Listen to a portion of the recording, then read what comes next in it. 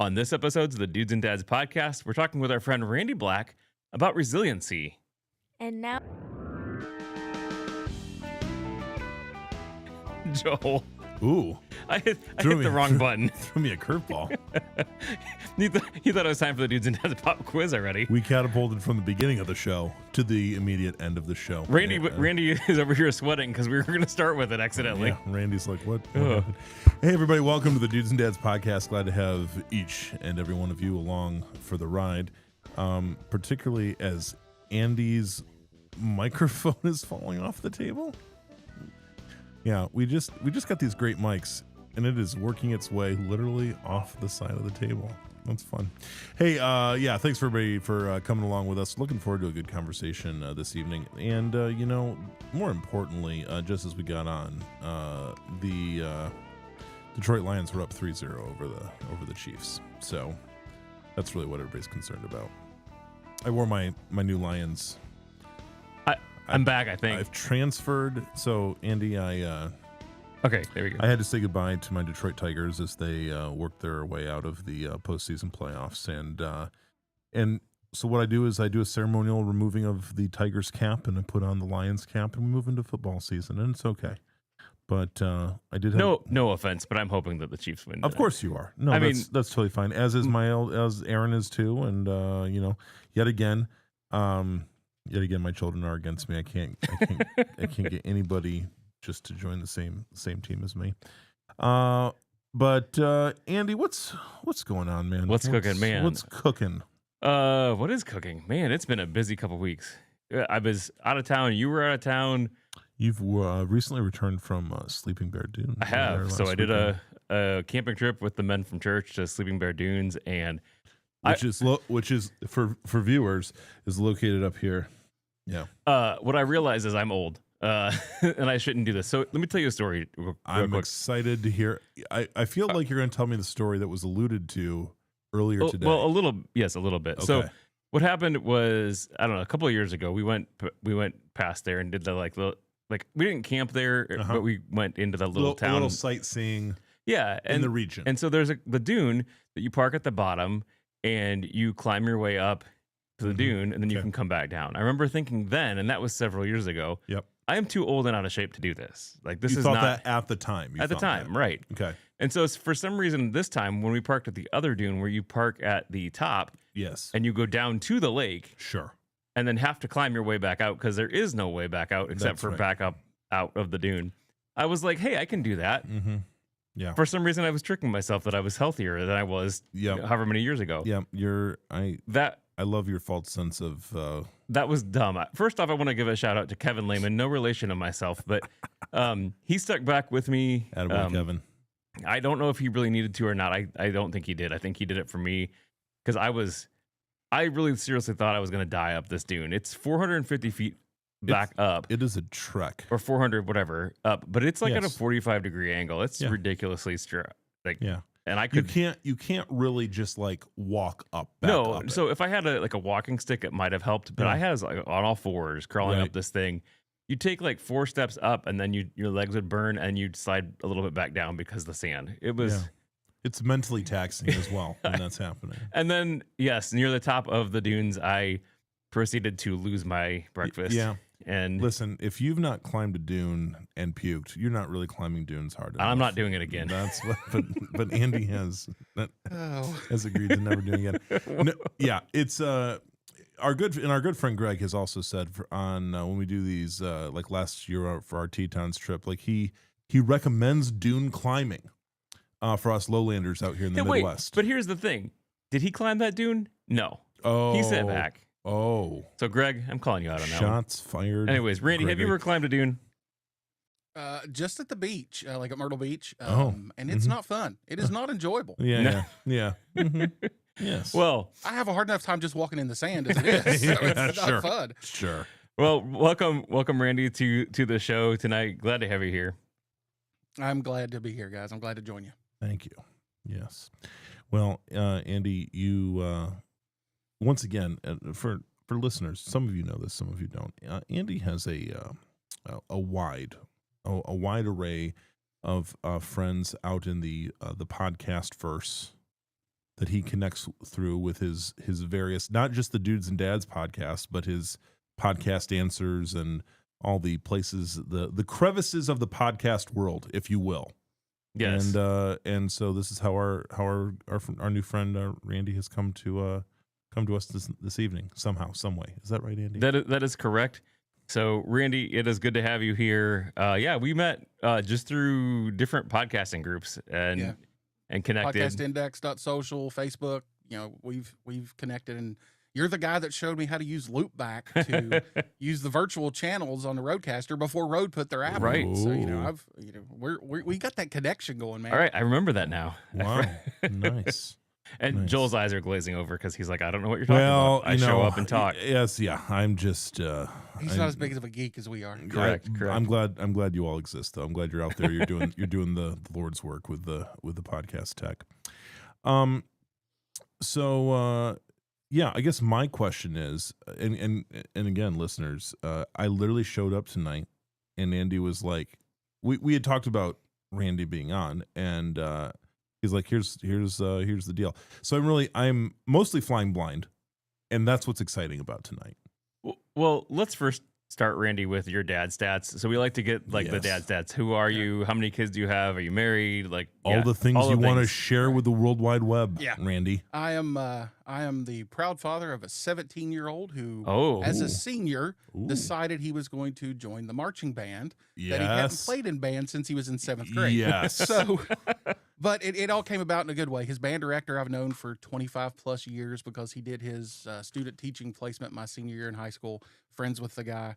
And my son actually was in the jazz band first because they needed a guitar player.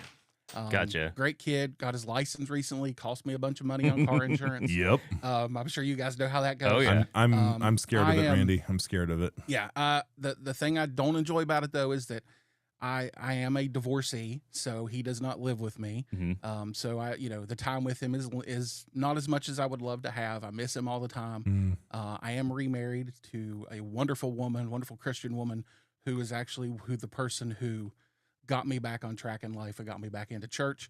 I'm a trustee at our church, so I've come around in the last couple of years with that.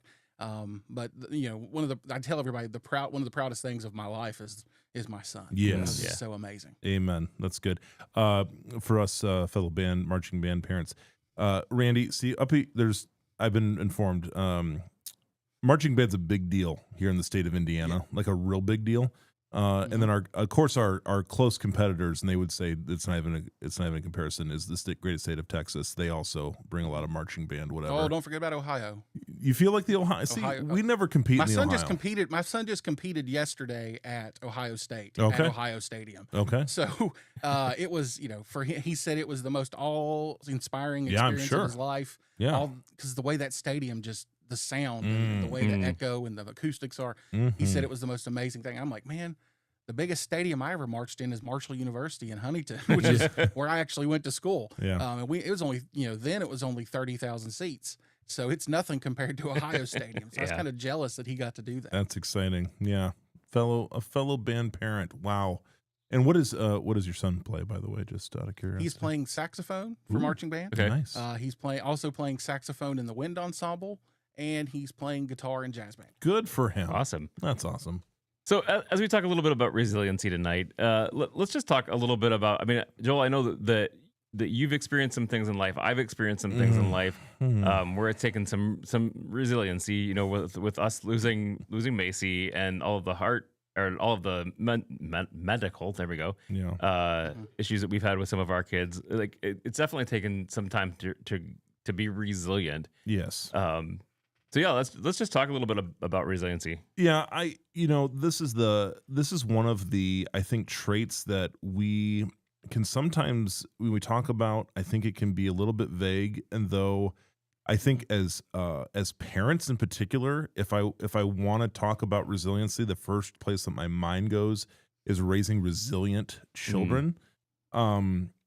That seems to me like that's the first thing that comes to mind. But then again, I think it's also very difficult to teach your children and to raise them up in something that you yourself may or may not feel terribly strong at any given time. And Yeah. and like even in my, I think in my like professional coaching work, you know, like we do definitely talk about resiliency. If you're in any sort of role where you're leading people or leading an organization or working with folks, it's only a matter of time, right? Until something comes your way that really can feel like it's going to take the wind out of your sails. It catches you off guard, and then you're left with this sense of how are you going to come back from it? And so I don't know. The resilience conversation I think is really, really great. I think we have to think about like how do we build it though? Because I don't know if we're all just naturally terribly resilient. Right. We're not. Yeah. No. We're not at all. Yeah. Resiliency is not an innate skill. No. You have to learn how to be resilient. It all starts with a single decision. When you get knocked down, you've got to get back up. When you make that choice, you're building that skill set. You can't let the setbacks be the end of whatever the process is. So the setbacks, they're not the end. They're the invitation for you to step up and to grow and become stronger and become wiser, because you have no control over the circumstances usually in life, but you can control your response. You have that ability to decide, what am I going to do now that life has knocked me down? What am I going to do? Am I going to sit back and lay on the ground and be beaten up, or am I going to get up on my feet, dust myself off, and move on and learn from it? Because I hate to say it, but pain, and a lot of times resilience comes out of pain. It's a teacher. Yeah. It's not a punishment. Yeah. It's hardships help us to understand what we're made of and what we can be, what we can ultimately become. Yeah. We have to find strength that we didn't know we had, because we don't have any other choice. Yeah. It's the only way we can do it. Right. Yeah. Well, So go ahead. I was gonna say, I think it's interesting that we talked about the dune climb that I did, because I think, well, this isn't like it's a resilient thing. It kind of wasn't. It reminds me what you But were. it is. It reminds me what you were saying there, Randy. Like you have to. Like I kept falling down, and I had to physically make the choice. Mostly because it was going to cost me like $3,000 to get the rescue team. They're down. very clear because there's a big sign at the top. They're very clear that either you get yourself out, or if someone has to be called, It's going to be expensive there for you. There will be Yeah. an expense. Yeah. And so for me, like I knew that I had like I purposely remember sitting there like halfway up this dune and going, I can't make it. Like this is a stupid choice. Like I'm gonna die here. Is like what I was thinking, Yeah. even though I knew it wasn't true. But Yeah. like I had to get up and I had to make that choice to just do 3 more steps, 4 more steps. Right. And if I had to stop, I had to stop and rest. Yeah. But I had to make the choice to get back. Yeah. Yeah. And that's I think that's the story that we hear so often, is that skill is developed through intentional decision making. And Yes. and sometimes we're just forced into it. Like to a certain degree, it's like, well, your little dune outing there, you made a decision. Whether or not you knew the full ramifications of your decision is one thing, but you made a decision, and it's like, okay, well, now that I'm here, I have no other choice but to do this. The other side is when something comes to us that that knocks us back, that we don't see coming, that's kind of outside of our immediate. It's not directly connected to a decision that we have made. Sure. And Randy, I just think about so often it's that scenario where we really have an opportunity to actually become a victim in it, and to sort of read that experience through victimhood, or woe is me, or I can't believe this terrible thing, or this injustice has been done to me, so on and so forth. And I just think that the moment we start getting into that place, now we're losing like to your point earlier, like we are losing an opportunity to get back up and to be better. And I would hope for any of us that that wouldn't be the case. Although it feels like culturally right now we have a lot of invitation to be, to kind of sit there in our own pain and go, oh, Yeah. 100%. Yeah. Agree. Yeah. So, You know, go it's ahead. the idea that resilience isn't about avoiding failure, Mm-hmm. because you're never going to avoid failure. And failure is an amazing learning tool. Mm-hmm. You know, several years ago, and I have a picture of it to this day, I opened up a fortune cookie at a Chinese restaurant in Huntington, West Virginia. And that fortune cookie slapped me across the face with a little piece of paper, because it said, failure is feedback, and feedback is the breakfast of champions. Ooh. All right. That's resilience in a way. If Right. you let that failure end the discussion, you've lost. Mm-hmm. But if you take that failure and use it to build and to learn and to grow, you won. Mm-hmm. Absolutely. Randy, tell me about a time here recently. I mean, as you're thinking about resilience building experiences, where has that kind of connected with you recently? Well, I launched a podcast on July 1st with a gentleman that I've known for 30 plus years. I met him when I was in high school. I was 15 years old, and he was speaking at an event, at a retreat event that I was at called Teen Institute. And I can't tell you what he said, but everything in his message was about positivity. And then I go and do my student teaching 7-8 years later, and I'm teaching at the same school that he's at. Mm. And I eat lunch with him every day and became friends with him. And then 2009 or so, we end up teaching at the same school and got to be really close and friends there. And we parted ways because I changed schools and changed districts and stuff. But we came back together in 2018 and got closer. Jim Clayton was an amazing individual, most positive man I've ever met in my life. And we started a podcast called Shooting It Straight. You can find it at shootingitstraightpodcast.com. Cheap plug. Nicely done. Nicely done. But Jim, and I found out in December of 2024 how sick Jim really was. Jim was suffering from stage 4 colon cancer and had been going through chemotherapy, ultimately went through chemotherapy for 3+ years. The cancer, though, it didn't beat him. It didn't beat him down. He kept fighting. He kept pushing through. He was the inspiration for me with some of my own health issues, because I've been suffering from anemia, to go and get things checked. You know, where I'm at that age where the colonoscopy is discussed. Mm-hmm. And Jim and what he had to go through was my inspiration to, you know, you really need to agree to go do this. Don't push it off. You need to go get everything checked. But we started that podcast. I got very, very close to Jim, and closer than we were. We talked every single day, and it wasn't always about the podcast. And then we recorded September 4th, finished up that night. And like we do every night, he has his dog with him because we recorded upstairs at his business. He came out, his dog went and did his business. And then, as we do every night, I say, "Love you, brother," and either get a fist bump or, you know, quick handshake. One of those, you know, I'm going to say it because both of you are going to know what I'm talking about. That quick, grab a hand, tap your brother on the back, say, "I love you." You know, that guy hug that everybody does. This night was different. He embraced me. He grabbed a hold of me, and he told me he loved me. And it was the last time I ever talked to him. Oh, wow. That next week, he went into the hospital with a gallbladder inflammation and infection that had actually gotten into his bloodstream. Oh, wow. And he went into sepsis.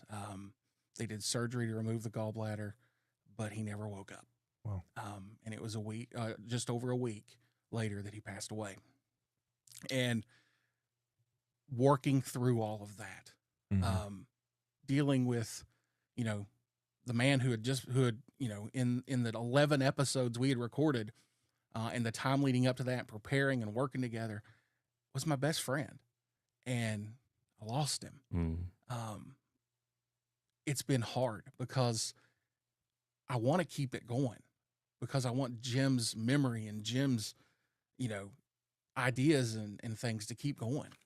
And it's been hard to bounce back from it, from what's happened from that loss. But I've been fortunate that I've gotten to be friends with his daughter. Oh, wow. And his daughter wants to pick up the mantle and run with it. Oh, And she wants to keep doing the show. So, you know, that's making it easier. I never knew how much I could have an impact on someone until Jim Clayton. Because when it came time to start preparing things to help with, I told his family, I'm here, whatever you need. I helped write his obituary. I spoke at his funeral. I've never spoken at a funeral in my life. I've never done anything like that. And it was because his family wanted me there. They wanted me involved because they knew how close he and I had gotten so quick. Like we'd been friends forever, but we had not been that close to where we were talking every day. So it's been a hard thing, and I've been bouncing back from it. And a lot of that has been because he and I spent 7 episodes talking about resilience and resiliency, and those ideas that he shared, not just with me, but on the podcast, I've been able to take and use in my own life to move on from this, not move on, but to use it as a means to bounce back. And that's one of the things he always talked about. He talked about the bounce back mentality, the idea that, because he was a basketball coach, he actually was the individual who started the first private basketball academy in the United States back in 1992. He taught Michael Jordan some things from his shot to make his shot better. I mean, Jim was he worked for Nike. He was amazing. But that mentality that he helped me to learn and to see and develop in that short time is what helped me get to this point where I'm at right now. Sure. So what are some of the things that you said you did several episodes on resiliency. So what are some of the things that you guys talked about in those episodes that would help us to be resilient men? Well, the most important point I can pull out from it is that resilience isn't self-reliance. It's not on having all the knowledge yourself. It's not on picking yourself up on your own. The biggest thing is it's God reliance. It's reliance with your faith, that your faith is the foundation. Without that belief in whatever it is you believe. So, I mean, if you're a Christian, great. If you're a Muslim and you believe whatever that higher power you have is, that faith that you have brings you up and will help you to handle all these situations. We had a great episode where we had Dr. Brad Miller. I don't know if you guys know who Brad Miller is. Brad does a podcast called Cancer and Comedy. And he's the organizer for Pod Indy that's coming up soon. Brad found out that he had cancer right before Christmas a couple years ago. And his immediate reaction was to laugh. And everybody's like, laugh? He's like, yeah. Because humor has that healing power. And we talked with Brad about that and the amazing things that he shared with humor. The humor and gratitude, they're powerful things that can lead you on the way. Laughing doesn't deny pain for anybody, but it gives you the breath that you need to endure that pain and to move on and to get better. And the gratitude, the idea there shifts your focus from what's broken over to what's beautiful. It changes your mindset. It doesn't erase the storm in any way. Laughter is not going to clear that up, but it lets you ride it out. It lets you get past that storm. One of the amazing things that we got when we talked to Brad and spent the time with him, one of the big things is adaptability. The ability to take what's happening to you and adapt to it is strength. It's not a weakness. Resilient people don't just push through. They don't just make it through. They know when to pivot. They know when to make the move when it's necessary. A great quote that I pulled and used was from Robert Schuller. I don't know if you guys know who Robert Schuller was. He was an American televangelist, had the Crystal Cathedral out in California, and it had a show called The Hour of Power. And Schuller had a phrase that a quote that we've all heard, we all know.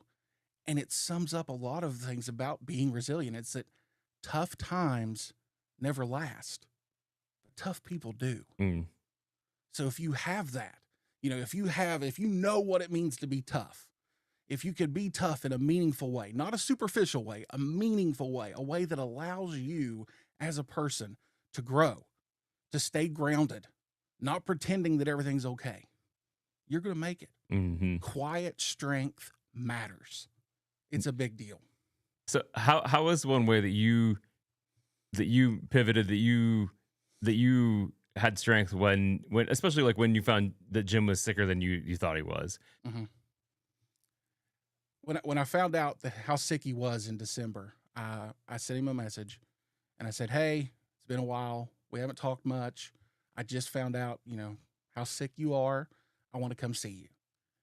And he has a business in a town just up the road from me, and it's actually in between my house and where I go to work. So I said, what days are you there? I want to come by. And he told me, I'm here on these days from 4 to whatever. I said, okay.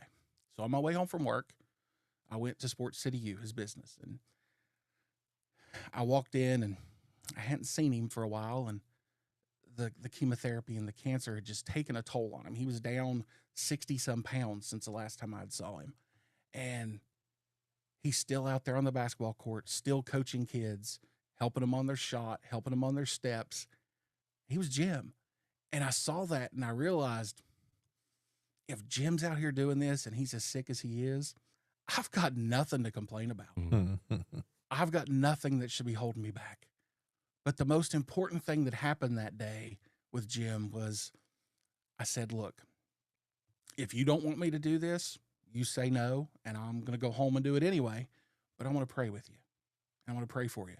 And I put my arm around him, and I stood in the middle of the court on his basketball court there, and I prayed with him, and asked God to touch him and to heal him and to do whatever was in God's will.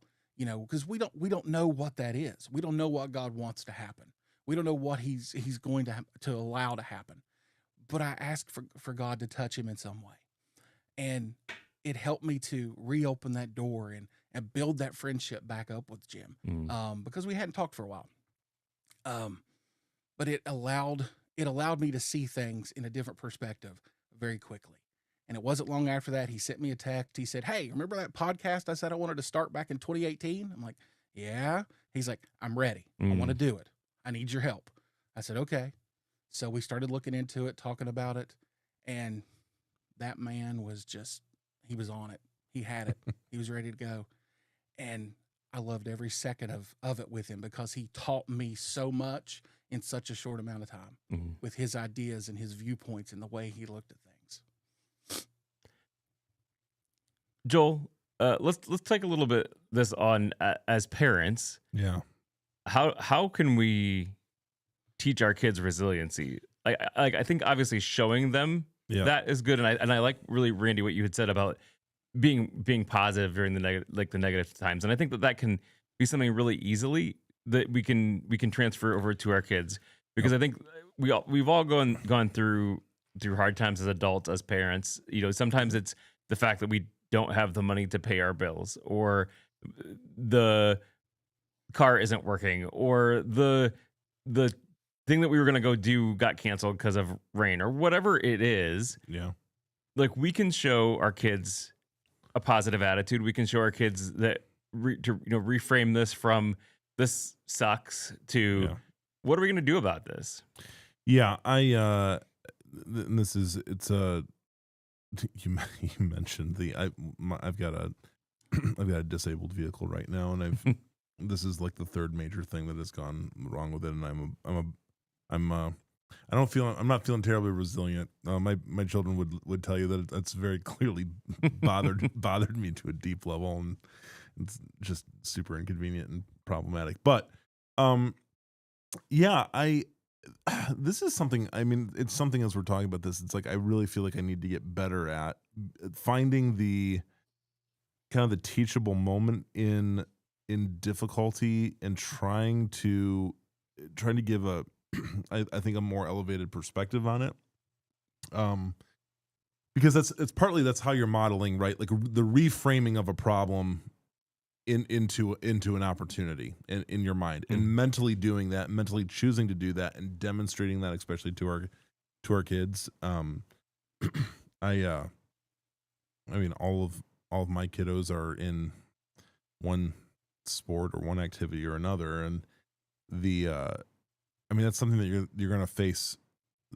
We have conversations about using the word can't or things like that, where the challenges come to them that they don't feel that they can overcome, and paying attention to the language that they're using around that challenge, and like taking those kind of thoughts captive. Because I'm just like the negative woe is me thing. I don't know. I've encountered enough people like that, and it's just like that's not what I want for like my kids. Yeah. You know?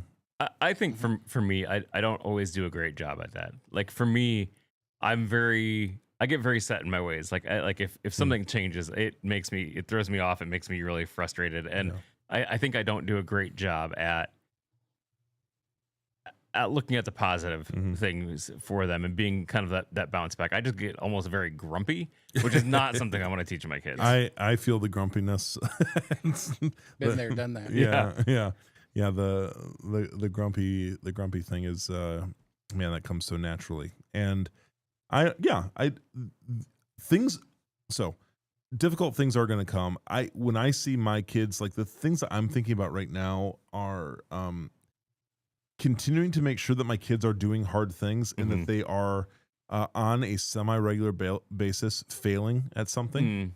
You know, you purposely make them fail. 100%. Now you have to let kids fail. Yeah. They never learn if you don't let them fail. And that's coming from a former teacher. You have to let a kid fail sometimes. Well, I was just going to say, and you know, being in education where you're also dealing with parents who are terrified of their children failing or can't possibly imagine that their child would fail, or if their kid is close to failure, trying to find a way to avoid the pain or the difficulty of that. Well, and I think that's even more prevalent in our society today. I mean, because you have this like Instagram culture where everything looks neat and framed, and so like if you're not the prettiest thing on the block, like you think you failed.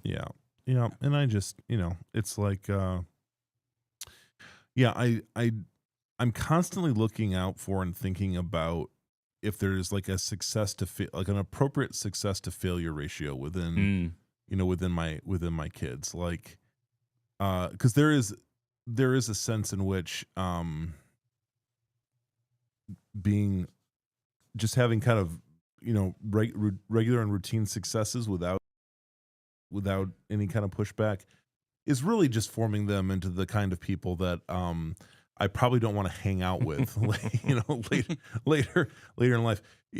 Andy and I talk about this frequently, like just, you know, we're trying to raise kids that we want to hang out with when they're adults, right? Like that's a serious goal of ours because they're going to spend more time with them as adults than we do with them as kids. And I think they're the bounce back ability, overcoming adversity. Again, back to the resilience, like seeing those things as opportunities.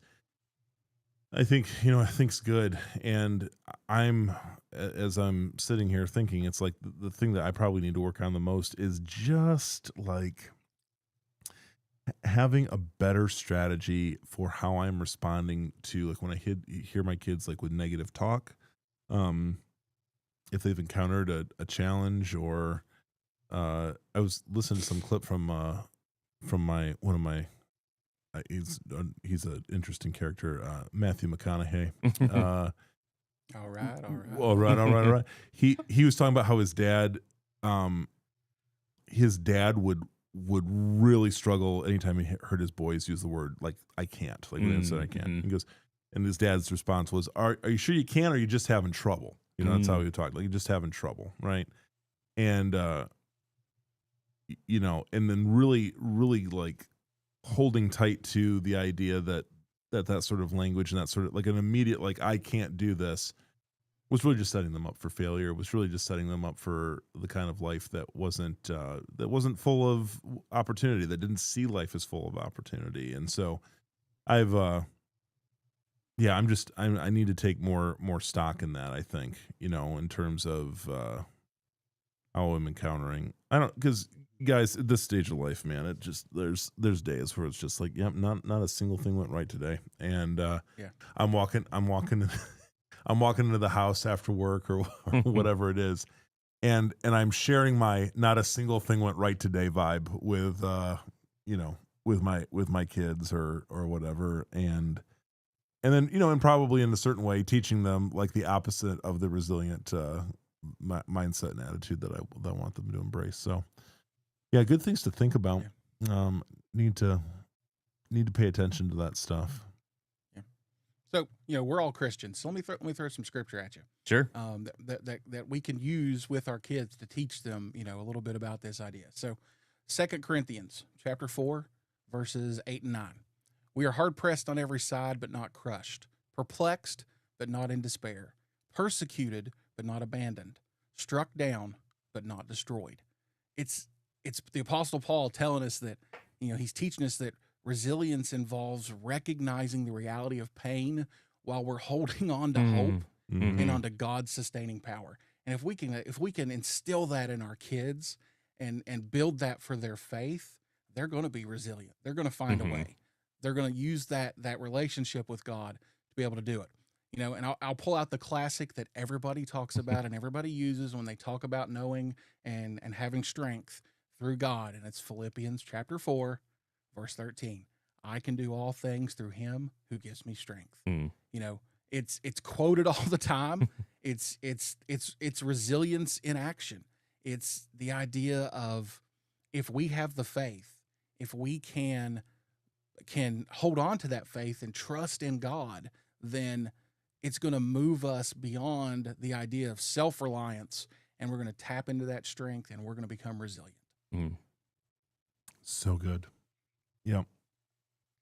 And there's that when it comes to even our kids and to our marital relationships or whatever it might be, going to that place of where we actually find our strength and where we find our footing. It's just so easy to forget. It's so easy to overlook. And it's like, well, I routinely marvel at the folks that are, that are not people of faith per se. And it's like, man, when hard things come their way, it's like, I don't know. Yeah, I don't know what you look to there. I don't know where, what. I think it's easier to look to things that don't last or that don't hold up for strength in those times. And for us, it's I just feel it's a fortunate thing. I feel really blessed. Let me share with you something that Jim shared with me, and it can be shared with anybody, and I will send it to anybody who wants it.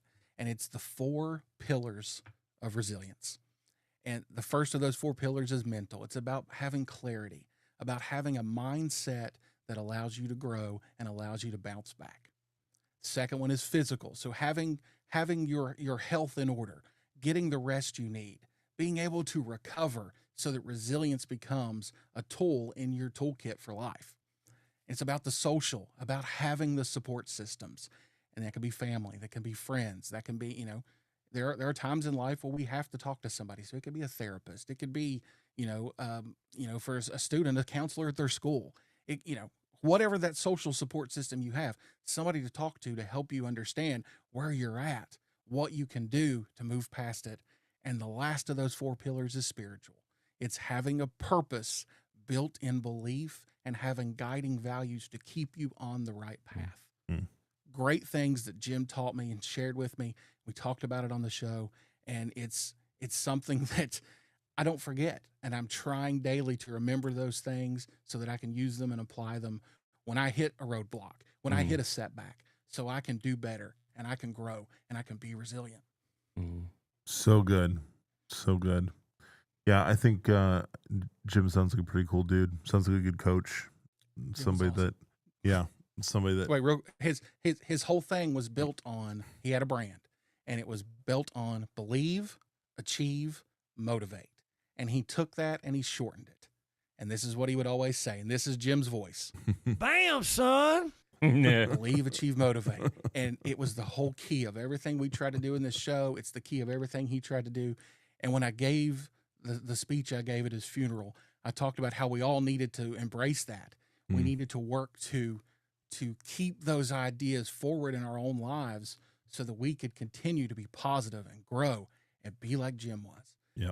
And the greatest thing I learned about Jim through everything was that Jim knew Christ, and Jim had a relationship with Christ and with God. And I know I'm going to see him again. And I get to walk up to him in heaven. I'm going to say, hey, bam, son. That's awesome. That's awesome. Well, Randy, we really appreciate you coming on today and talking about resiliency and resilience and sharing Jim with us. Yeah. Like, it sounds like Joel said, it sounds like Jim was a very special guy. Cool dude. Yeah. And I really appreciate the fact that you have his voice and that your podcast ready and you could bring that to the show That's with you. right. Well And done. for the services and everything, his wife, sweetest lady, one of the sweetest ladies I've ever met, she said, "Can you pull audio and put it together with something?" And I went, "Yes." And I made a shared album on iCloud, and his daughter started uploading photos, 400 and some photos in there. I found a license-free piece of music, and I laid Jim's voice in there. Oh, wow. And it played throughout the visitation service. It played before his funeral service. And it allowed people to hear Jim one more time as they said goodbye. But the thing that caught me the most when I started going through those was in 2018, he was on a podcast with me that I did back then. And I didn't remember that I asked him this last question. And that was, what do you want Jim Clayton to be remembered for? And he proceeded to talk about, if I had to write my eulogy in one word, I couldn't do it. And he shared 4. He talked about he was passionate, he was consistent, he was caring, and he was positive. And that was Jim Clayton. And that's what I built my speech talking about Jim at his funeral on, was those 4 ways, pulled in scripture and talked about it, related it back to everything with him. At the end of his life, he was my best friend, and I miss him dearly every day. I'm glad that I've been able to build relationships through knowing him. Guy who was the head coach at Marshall University, which is where I graduated with my undergraduate at one time in basketball, Greg White. Greg also coached, he was assistant coach at UCLA. He coached at University of Charleston up the road here in our state capital. And I've gotten to know Greg through knowing Jim. I've gotten to make connections with other people. A coach in Myrtle Beach named Kenneth Thompson, who's really close with Kenny Anderson that played in the NBA. And Kenny Anderson was someone that Jim worked with when he was a shooting consultant for at the time, the New Jersey Nets in the NBA. So I've made these connections, and I've gotten to be friends with both his kids, who are just amazing people who are trying to carry on his spirit and everything. Like I said, his daughter wants to step up and do the podcast with me now. So we're working on that and getting that going. It's hard because I miss him, and it's hard. It's going to be hard to not have him on the other side, on the other microphone, but I'm ready to do it. And he was so great, and I miss him so much. Well, thanks for sharing him and sharing resilience with us. But before we let you go, we can't let you go without. And now it's time for the Dudes and Dads Pop Quiz. So those of you who have never joined us, this is the time that we are just going to pepper Randy with questions that he can't prepare for, that have nothing to do with resilience. Let's hope he's resilient. This after might build. Yeah. This might build some resilience. This is definitely a test of my own resilience. There we go. So, Joel, if you want to go first. Absolutely. Randy, I'd like for you to share with us the most favorite vacation that you've ever been on. Summer of 2023. Oh, okay. First summer after I married my second wife. We decided that we were going to take my son to Walt Disney World. Okay.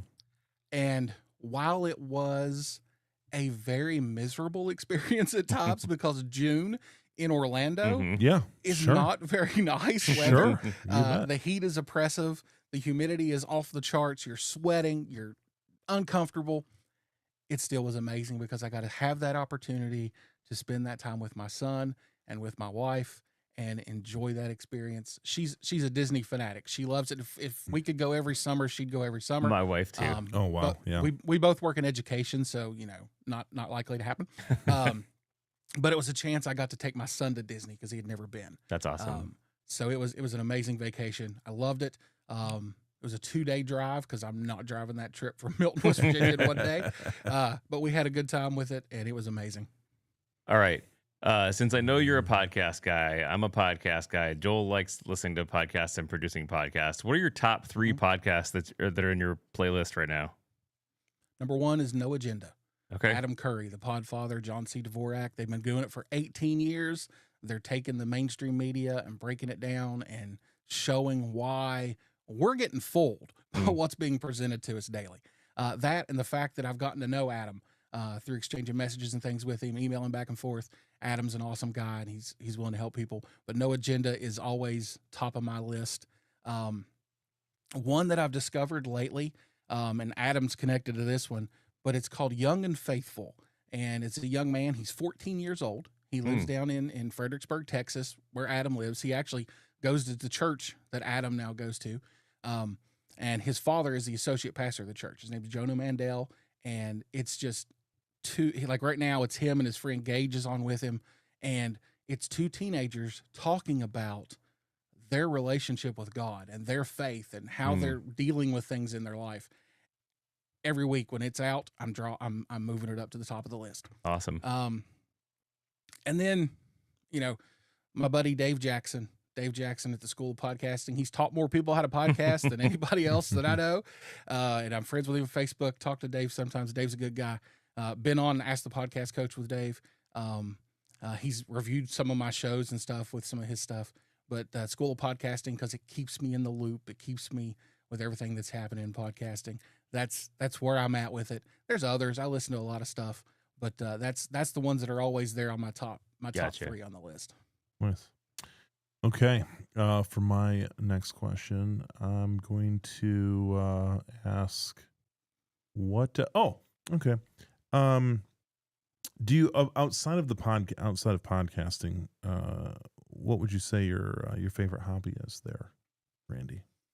Because podcasting is my main hobby. It is the main hobby. Mine too. Yeah. Yeah, it's when I come home at night, I'm looking at stuff for podcasting. When I'm when I'm building episodes or working on things.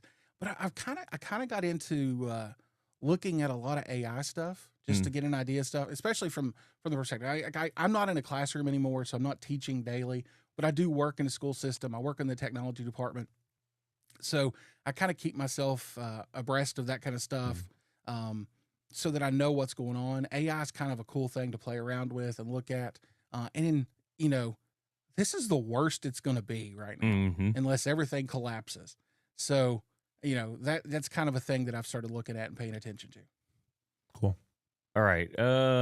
Let's see here. I'm trying to dig back in my mind with some good ones. Yeah. Going to the vault. Yeah. For sure, I'd get the sandwich one.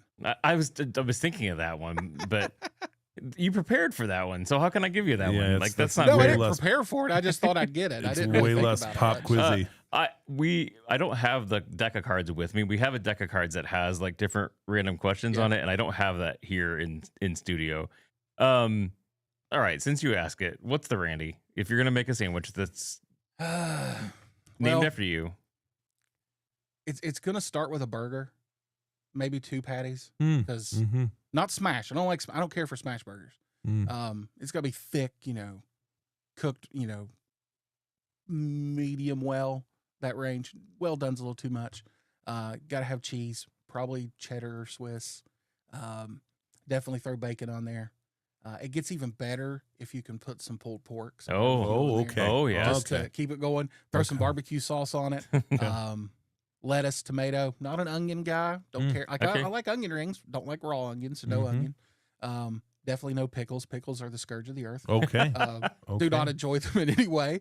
My wife makes homemade pickles, and I'm like, you just keep those over there. I'm not interested in those. So it's probably gonna be a burger built, that way with some bacon and some barbecue on it as well. Fantastic. Let's see here. My final question will be in the vein of we'll do the desert island. Randy, you find yourself trapped on a desert island. You are, however, permitted to have 3 items with you that and these don't have to be like these can be like. They don't have to be like for your survival. So you don't have to think like critical, but like 3 things that you want with you. I like how you clarified that. On the desert. Well, because people get super practical. Like, well, I should probably have like water. Like water. And it's like, no. All that defeats the purpose. 3 things you want with you on the desert island, Randy. What do you think? Well, number 1, I'm going to have a Bible with me. Okay. Because, you have to stay connected. You have to stay connected with the Lord, or otherwise you're not gonna make it. Well, and you are on a desert island after all, so exactly. Yeah. Let's see. Probably at least one other pair of shorts and a shirt. That's Just good. because, People you're never gonna talk get about the clothes. stinky, Yeah, you're gonna that's get right. sweaty. People never talk You got to about be able that. to change every once in a while, every Sure. couple days. That's good.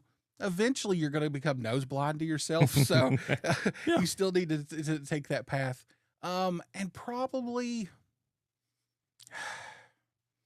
like a big machete, maybe, so I Right. can make sure I can cut a path if I need it, chop into a tree and knock it down, get some bananas off a tree, something like that, bananas off a plant, something like that. That's probably the route I'd go with those. The machete. Awesome. Nice. Okay. Well, Randy, you have successfully passed the Dudes and Dads pop quiz. Congratulations. Thanks for playing. Yeah. Yeah. Well done. Awesome. Well done. We haven't failed anybody yet, but there's always a chance. We never know the next guest. We have to keep them wondering, will there be a failure? Will there be a failure somewhere? Will I be the failure? Yeah, maybe so. Awesome.